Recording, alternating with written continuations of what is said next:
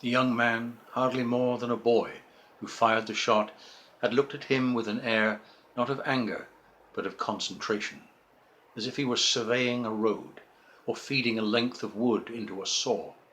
It had to be done just so. The bullet passed through his upper chest, below the collarbone.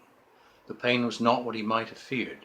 Strangely exhilarated, he staggered out of the pasture and into a grove of trees. He pressed and pressed the wound, trying to staunch the blood, but he could only press what he could reach, and he could not reach his back where the bullet had exited. He lay on the earth, smelling the leaves and mosses, musty and damp and cool after the blaze of open afternoon.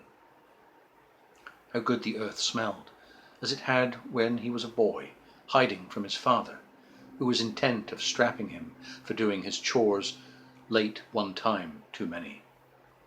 A cowbird razzed from a rail fence. It isn't mockery, he thought. No malice in it. Just a noise. Stray bullets nicked the oaks overhead. Leaves and splinters fell. Someone near him groaned, but it was his own voice he heard. His fingers and feet tingled, the roof of his mouth and the bridge of his nose. He became dry, and thought of Christ, who said, "I thirst." His man smell, the smell of his hair and skin, his sweat, the salt smell of his cock and the little ferny hairs that two women had known, left him, and a sharp, almost sweet smell began to rise from his open mouth, in the warm shade of the oaks.